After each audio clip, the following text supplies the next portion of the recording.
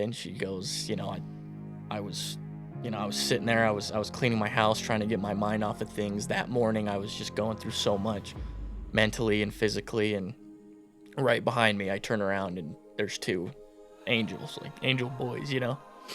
And like I love that experience, and I love that about a mission, is that you're gonna find people that like need you and that they need the gospel. And so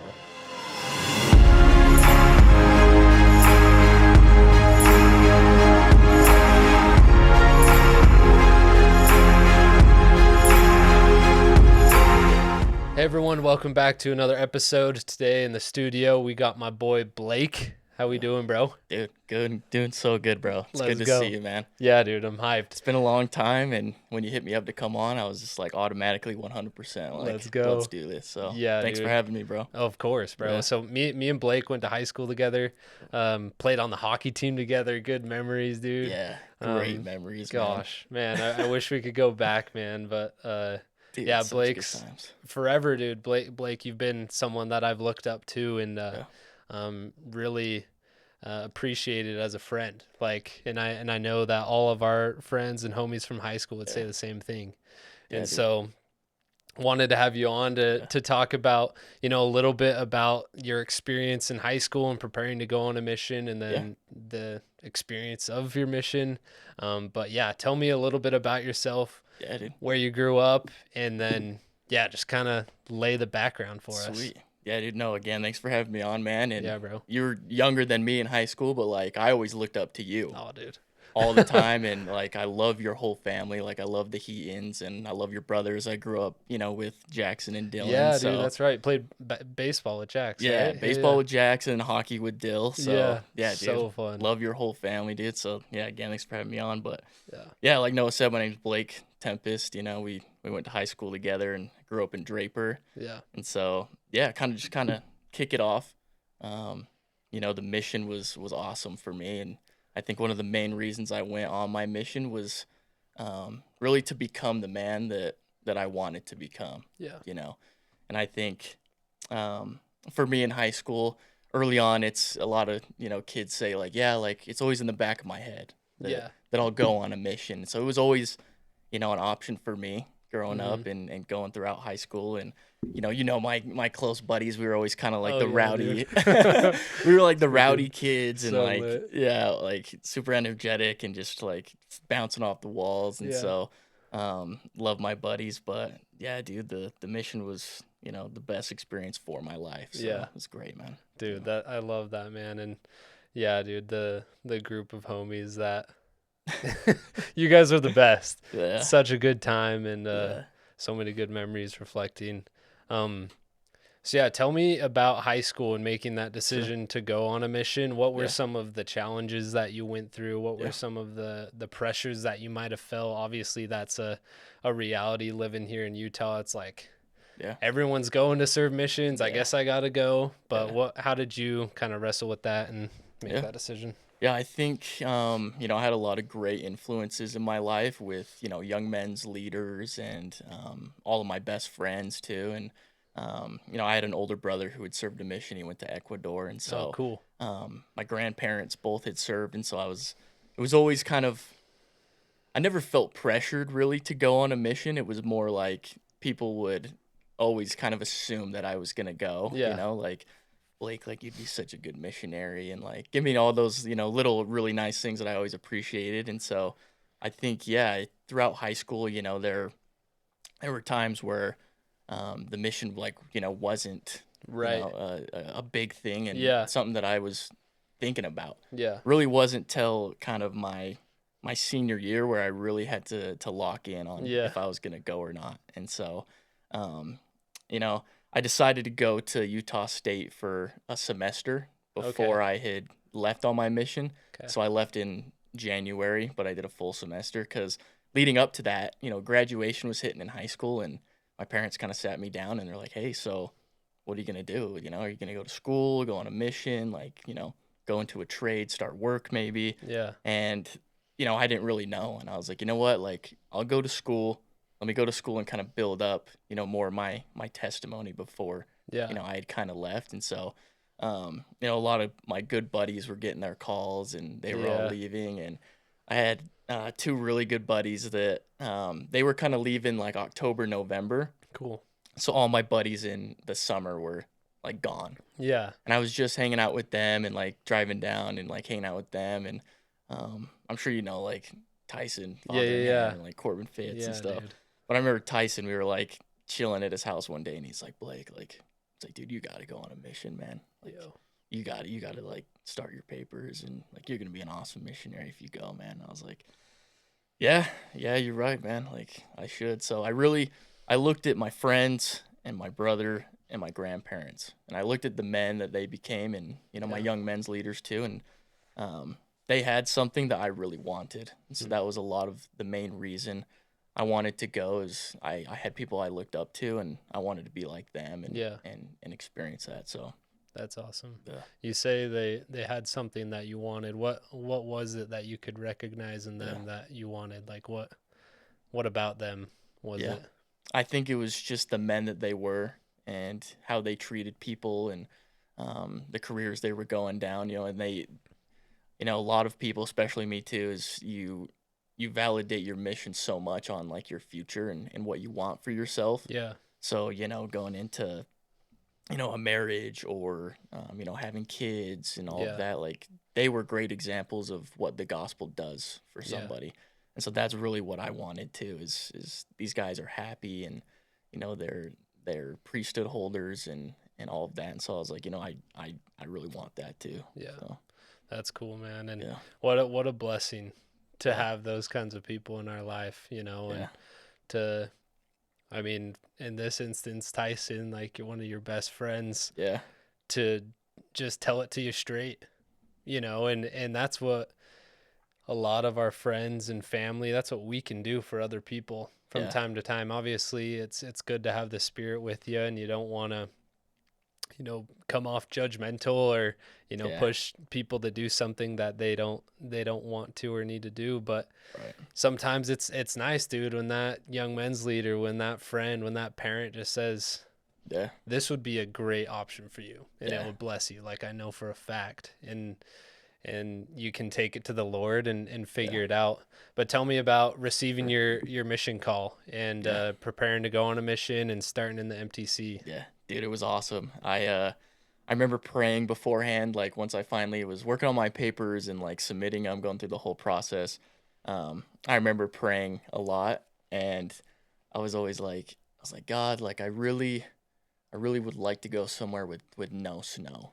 That was a big thing for me. I was like, I've lived in Utah my whole life, and I was like, I just like, I'll go wherever you want me to go. Like, trust me, I'll be great with anywhere I go. Send me to Africa. South Africa is actually was my dream mission. Oh, for real? And like to speak English or Australia, New Zealand. But dude, and then the night before I opened my call, I actually had a dream that I was like there with all my family and friends and opening my call, and it said Virginia. No way. Yeah, which is crazy because I know you went there. Yeah. And so I like woke up in the middle of the night and I was like, that would be awesome. Yes, I was like, it snows there. It does a little bit, not a ton. I was like, but cold. if it's Virginia, like I'm down. But I opened my call and it was the Florida Orlando mission, and I spoke English, and doesn't snow there.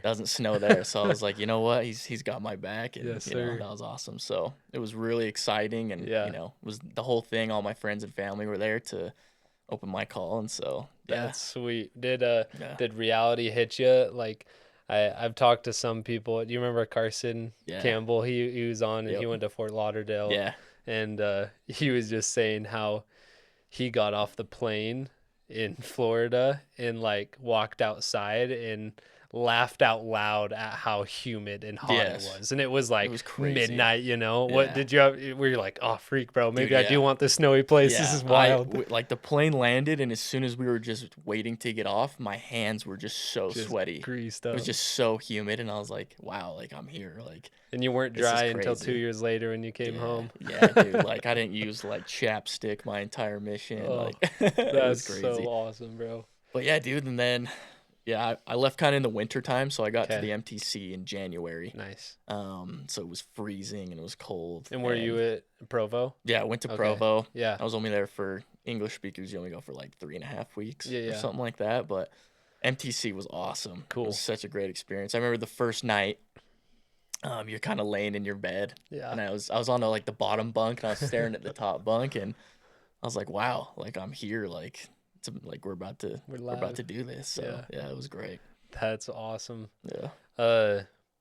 What were some of the early lessons that you learned as Yeah. a missionary, whether it was in the MTC or Sure. your first couple weeks in the field? Tell me about something that some big moments. Yeah.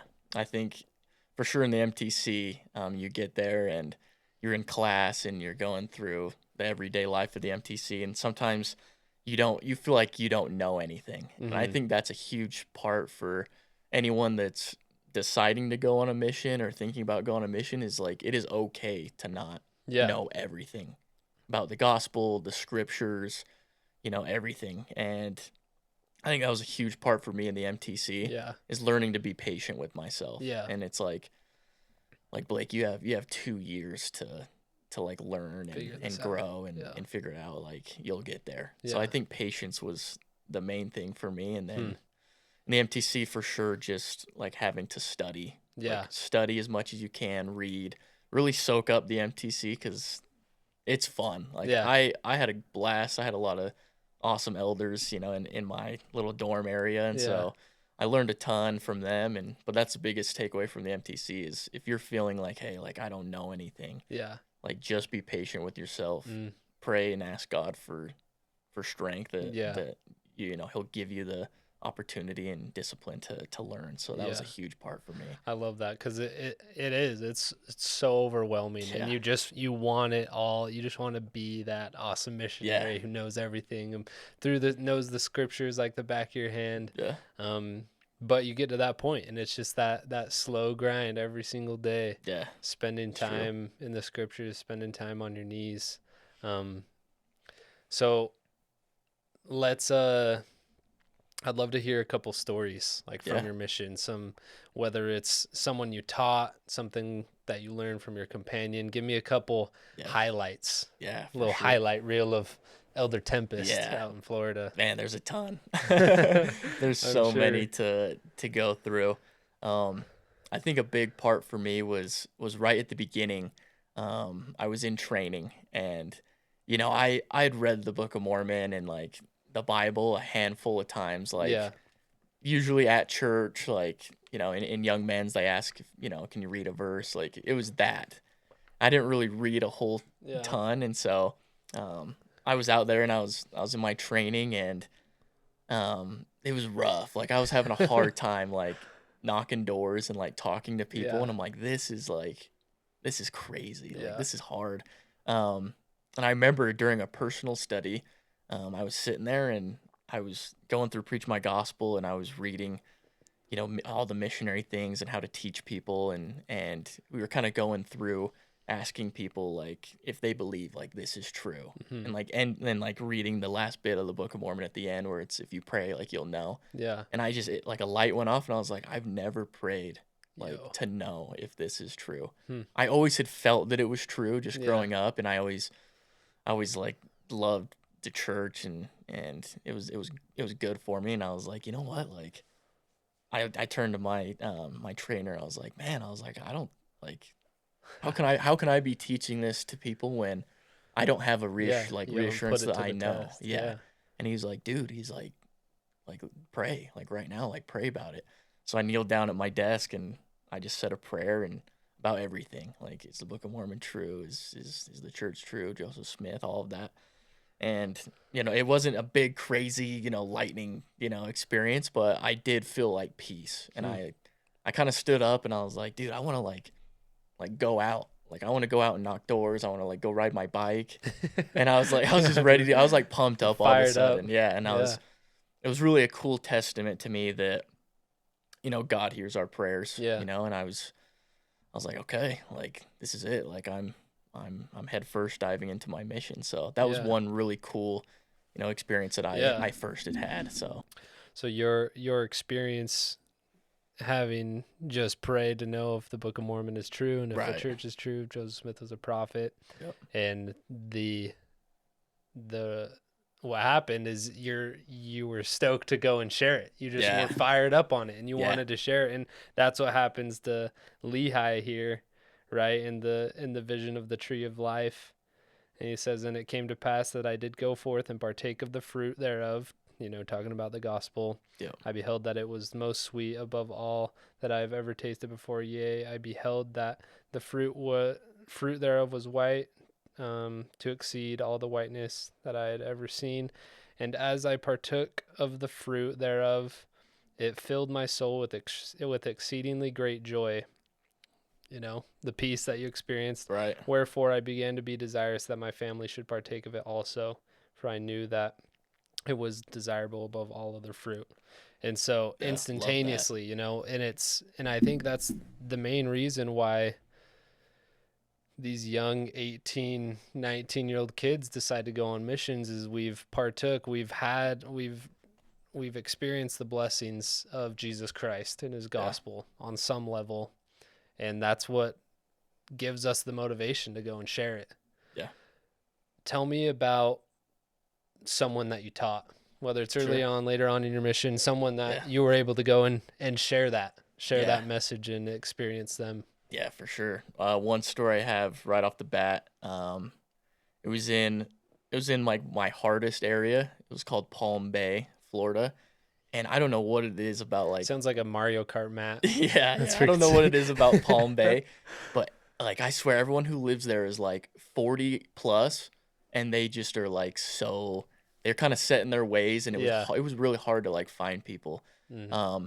But it was awesome. I was really good friends with this elder in my mission. We had served in kind of the same area beforehand, and it was awesome. Like Palm Bay, that area I was kind of going through it. Yeah. I was kind of hitting my year mark. Okay. And I was like, oh man, like another year. I was like, this is crazy. Like I still have like another year of this, and the work was slow and everything. And it was awesome too, because I was praying a whole lot, and like my parents had known too, like that I was kind of struggling at that year mark, and my mom had gone to the temple and was praying for me there, and luckily I got my favorite, like one of my favorite companions. I got a call from mission president, like, hey, like Elder Potter is gonna like come out and be with you. No and I was way. like, let's go. It was awesome. Yes. And so we were so hyped. Our first day, we go out knocking, and we go to this area that we're like, let's go knock this area in the morning. And we were both big basketball guys. Like we love playing basketball. Yeah. And so there was this little kind of 10, 11-year-old kid just hooping in the front yard and just playing basketball. And so my companion had played college. Like he played at UVU in Westminster. And so he's good. And so he started playing with him, and his grandma was out on the patio kind of cleaning off the chairs and spraying things down. Her name's Lee. And so I went up to her because he was busy, and I was like, hey, like, how's it going? We're missionaries in the area. We're talking about Jesus Christ. And she just loved it. Like, no way. She just absolutely loved it. And I started showing her the pictures in the Book of Mormon in the front, kind of telling her that, there's this other testament of Jesus Christ. We'd love to like share it with you. And man, she was awesome the whole way through. Wow. We have a quote that we say to this day, is that I'm willing. That every time we would ask her, like, can you pray about this? Can you read about this? Or every response was, yes, elders, like, I'm willing. Like, I'm willing to do this. And it was amazing. And, she went through the whole process, and we taught her, and it was awesome. I got to baptize her. No way. And it was just amazing. And I think what I learned most about her and kind of that whole experience is that she was waiting for us to find her. Yeah. And it was awesome. I didn't even really know this till later on. She was kind of in a video that they made for our Facebook page out there. I'd been home at this point. Okay. And it's her like giving her testimony. And man, it was awesome. She kind of talked about that she was going through the hardest parts of like her entire life at that moment. And she wasn't thinking that the life was like worth living anymore for her at that time. And it was just amazing that we were able to find her in that pit of despair and Yeah. that darkness for her. And later in that video, she talks about it, and she goes, I was, I was sitting there, I was cleaning my house, trying to get my mind off of things. That morning, I was just going through so much mentally and physically, and right behind me, I turn around and there's two angels, like angel boys, and like I love that experience, and I love that about a mission, is that you're gonna find people that like need you and that they need the gospel. And so Right. that was a key takeaway from that experience, is there is someone out there and that needs you, and I needed her too. Right. She taught me a lot of awesome things about having faith and being willing to do anything. So Yeah. it was awesome. That's I mean, what a beautiful experience for you to be able to kind of reflect on. Yeah. I'm sure you have so much, Yeah. when maybe you're going through it or in those pits of despair, similar to her, reflecting on. And I love how you say how you learned so much from her. You needed her. Yeah. And that's kind of the ironic thing about serving a mission is we always say serving a mission. We go out and serve, we go out and teach, but dude, what we get out of it Yeah. in return is tenfold.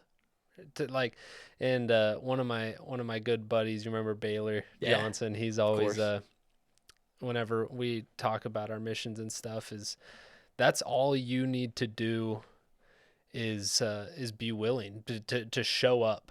Yeah. And that's what you and your companion did. You guys were willing to just be there, to show up, to be doing what you're supposed to be doing, and God does the rest. Yeah. He prepared Lee, and what a classic missionary experience, playing ball with the neighborhood kid. Like that's what it's all about, and finding those connections, that icebreaker, and just seeing a kid playing some hoops and going shooting with him, and it connects the dots. And you hear those kinds of stories, you experience it, and you can't deny, bro, that God's not up there planning this all out, mapping it all out for our benefit. And it's true. Not that it's all just perfect and easy, but those are the experiences that really just refine you into the man, into the person that you hope to become, the whole reason why you went on a mission.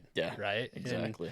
And so on that same note, what are some more of those refining lessons or experiences you had on your mission? Yeah. That's a money one, though. I love that. Yeah, man. I had a ton, and she's the best. And we, cause I was with her with both of my favorite companions at the time, Elder Potter and Elder Peel. And I see them, we go golfing to this day. Yeah. We always quote her, and we actually called her.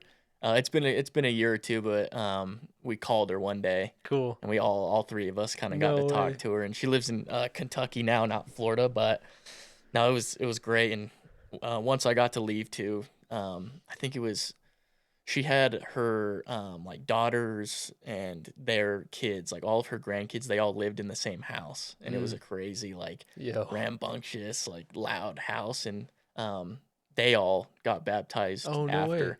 So about 7 or 8 of those grandkids were kidding me? Yeah, we're able to get baptized too. And I'd been home for it, and I found out from the elders that had been there and done that, and I was like, man, that's so cool. The ripple effect, man. Yeah, it was awesome. I'm trying to think of some other experiences. Well, yeah, dude. So many. And whether it's inspiring, super cool stories like that, or even, funny moments or scary moments, the mission it's such a wild experience with so many diverse, experiences. So if something comes up that was funny or scary, some life threatening, I don't know, just tossing it out there, but there's a lot. I mean, there's a ton. I can't help but bring up, this other guy. His name was Paul. He was just the best. He unfortunately he's passed away from cancer a few years ago. But same thing. He was amazing, and he taught me a lot about being humble and really enjoying the fruits of the gospel. and he was the first person that I got to teach on my mission. I Oh, no came into way. that area, and me and my trainer were teaching him, and it was my first night. Like my trainer picked me up at the meeting house, and we're like, hey, we're going out to area, and um, he's like, tonight we're gonna go see Paul, and I was like, okay, sweet, awesome. He's like, obviously, like, I'm gonna kind of take over, and I'm gonna talk to him a lot. He's like, but what I want you to do is, like, I just want you to bear your testimony. And I was like, yeah, I can do that. Like, Yeah. yeah, it's easy. He's like, but then I want you to ask him to be baptized. And I was like, oh, I was like, all right, just like right off the rip, you want Yeah, me to dude. ask him? And he's like, yeah, like, give your testimony about it. And I was like, all right, sounds good. And No so, way.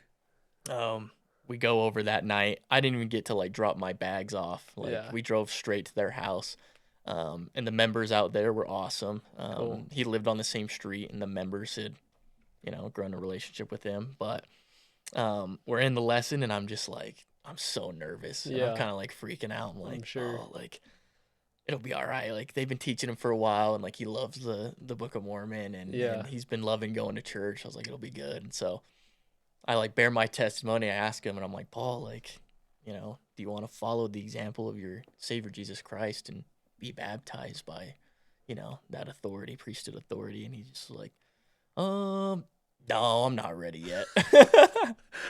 And I was like, okay. I was like, well, like, we're here for you. Like, whenever you're ready. Like, I didn't Yeah. really know what to say. And then Yeah. my companion was also kind of like, oh, I didn't think he was going to say no Yeah. right off the bat. He just he didn't feel ready yet. Right. But luckily, like, I don't know, like, maybe 3-4 weeks after that, he was like, yeah, let's do it. No way.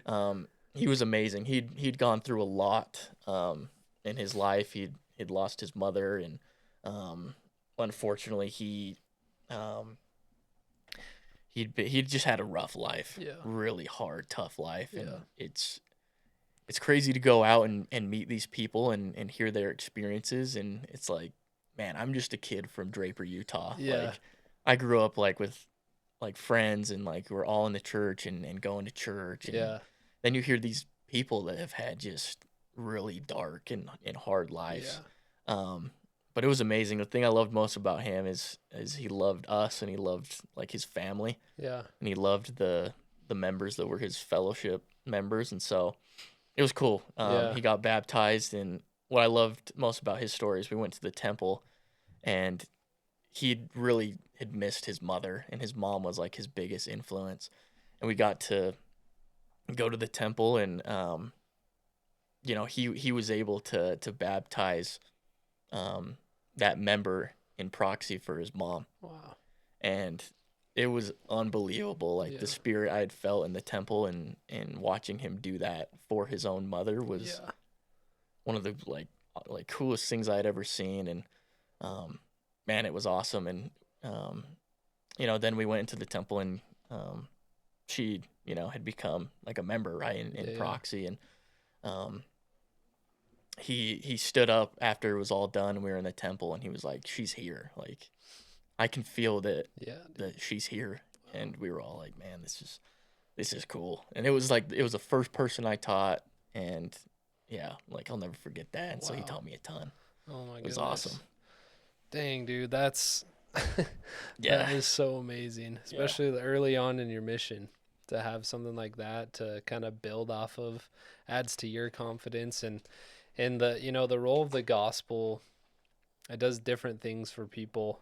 And I think, like you said, growing up with the blessings of the gospel in your life, we definitely take it for granted. But for Yeah. these people who live these gnarly lives, who go through these super real and hard things, Yeah. the gospel is just it can just be such a source of escape and joy, Really that is. just brings this hope, this optimism that Yeah. I think a lot of people, I mean, you can't find it anywhere else. You can Yeah. find joy and you can find happiness in a lot of things temporarily, Exactly. but the eternal joy that the gospel brings is just, it's unmatched. And Yeah. and I love how you both of the stories that you shared, it didn't just end at them joining the church. Yeah. Like it goes on, Yeah. and, his experience in the temple is so cool. And,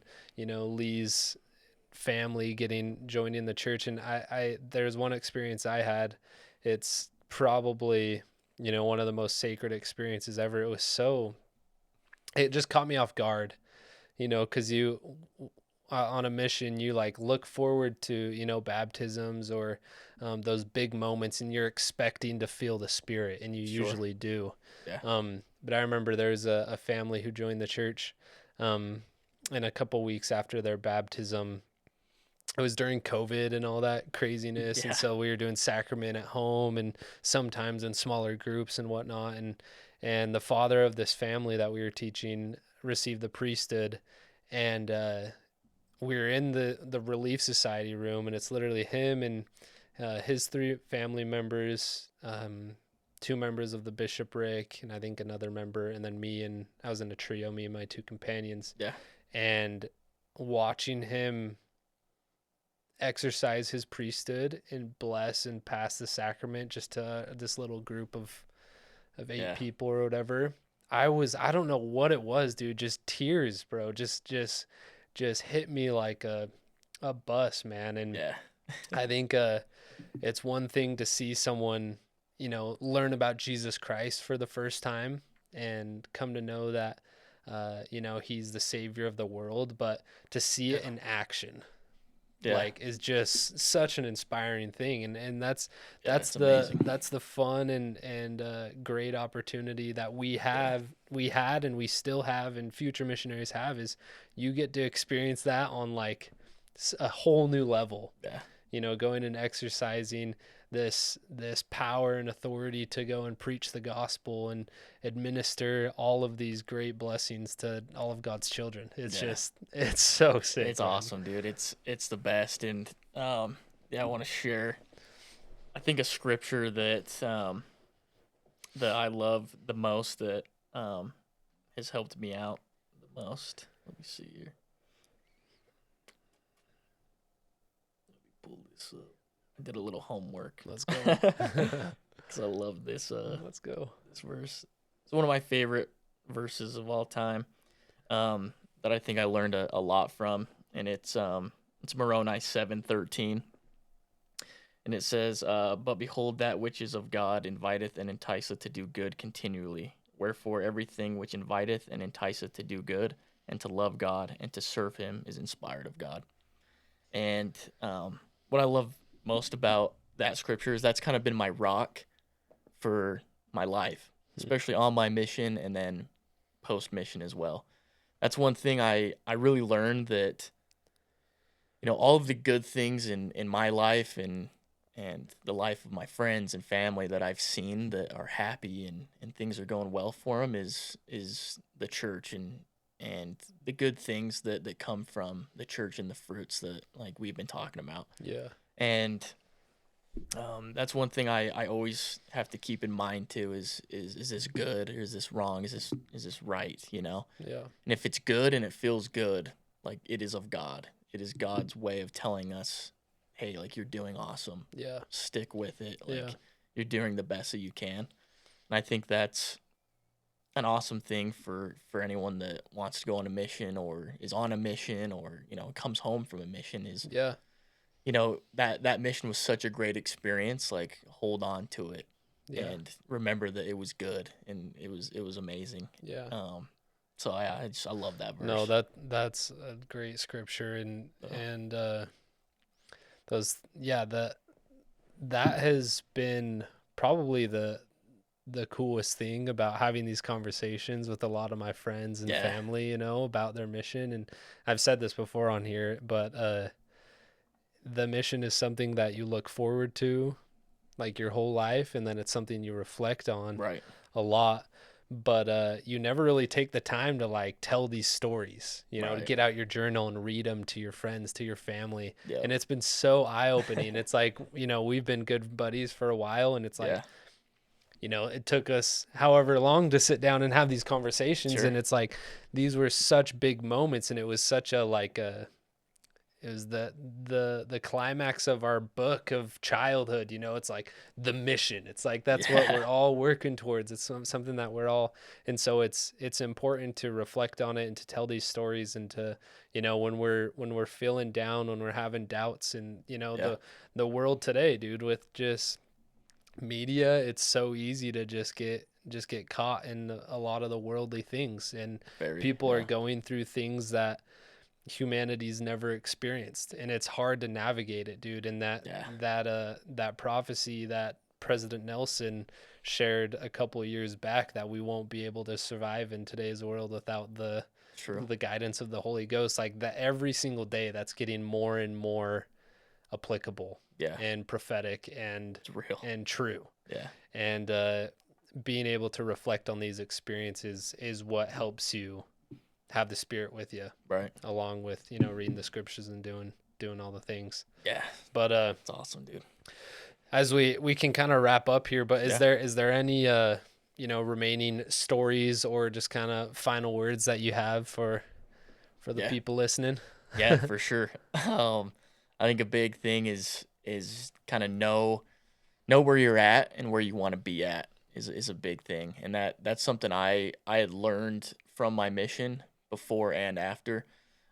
Before, in high school, I had some trials and some things I went through, and at the end of the day, it was, okay, what am I going to do now to set myself up to be strong in the gospel and in my faith? And one thing I would invite a lot of missionaries that are going to go out, missionaries that are out, especially when missionaries are about to go home. This is something I did that has helped me out a ton.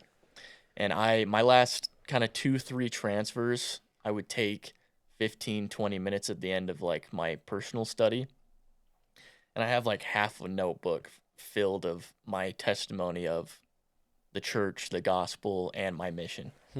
And I wrote out from page 1 all the way, so many pages of what I had learned and who I became because of my mission. Because when you get home, it's not all sunshine and butterflies, you're back to kind of the real world, and life's hard. Life is going to be hard the rest of our lives. We're going to have trials. We're going to go through things. And so I would invite all of, the missionaries out there and want to go to those last few transfers or over the course of your mission too.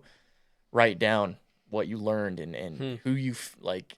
It was important to me to know who I was and what I was feeling before I came home. It was important to me because I go back all the time. I go back and I read through that journal when I'm going through hard things or I'm having doubts and I can say, okay, this is the Blake like I remember, and this is what he had learned, and this is where, I want to be at. And so I would invite, a lot of missionaries before and during and about to leave, their missions as well, to focus on that and write out what you learned and who you became. So I love that, dude. That's some wise counsel for sure. Knowing and it's so true that, I mean, there's a part of me that's always said that serving a mission is selfish because what you get out of it is it benefits you on a whole new level, and you learn all these amazing lessons that set you up for life and success, and you don't need to worry about money and dating and all that stuff that hits you like a wave when you come home, because then all of a sudden you're focused on all of these people you're teaching, all the people that you're meeting, you're outward focused, but then you come home and you do have to kind of focus on yourself for a little bit. You have to figure life out, and that gets super overwhelming. But like you said, doing the little things to kind of set you up to realize like, yo, this is what worked for me on my mission, and a lot of those things can still be applied after the mission. We don't need to say bye to that part of us. It's something we can hold on to and rely on. But heck yeah, dude. Well, bro, you're the man. Thanks for chatting with me. Dude, thanks for having me, man. I appreciate it. It's been good. We'll have to run this back. Yeah, dude. Anytime. Heck yeah. Thanks for having me, dude. Well, this has been Blake serving in the Florida Orlando mission. Thank you all for watching, and we'll catch you on the next episode. Peace.